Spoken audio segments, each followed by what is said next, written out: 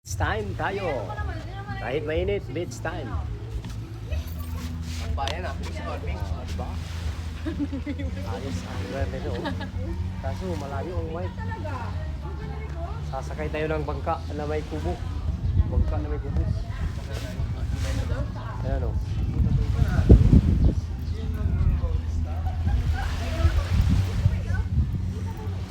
Ayos dito.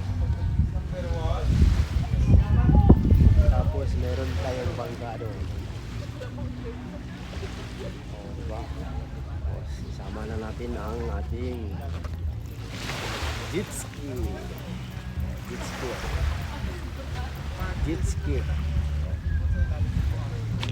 Ayos, diba? Ayos. O. Maya masakay tayo sa yun. Floating. Ano ba yung tawag niyan? Basta floating. Oy. Yan o, sasakay tayo mamaya. Ito yung lawak ng beach ni Ray. Ito yung beach, RRC Beach. Dito lang sa Katanawan, Quezon Province. Oy. Ready na tayo. Yan ang ating sasakyan. Papuntang laot. Yan o. Floating. Ano yung tawag nito? Floating bangka.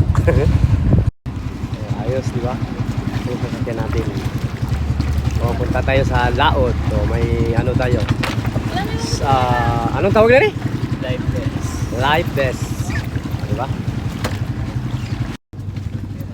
High tide ngayon. Kailangan mo lang high tide.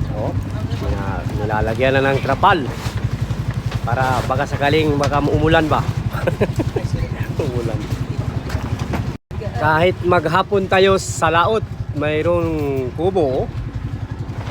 Kasama natin ang ating mga mahal sa buhay. Ayan. Family outing. Ano, dito ako. Family outing yan. Mga anak kong pugi. Mga magaganda, di ba? Diyan banda may mga cottages din. Pwede rin dyan. Ayan na mga kauyoyoy, hihilain ang ating floating boat, floating bahay. Ayun ang ating ano. Lagyan mo tayo likod ka na. Pupunta na tayo sa laot. Dahan-dahan na ang takbo ng ating tubo.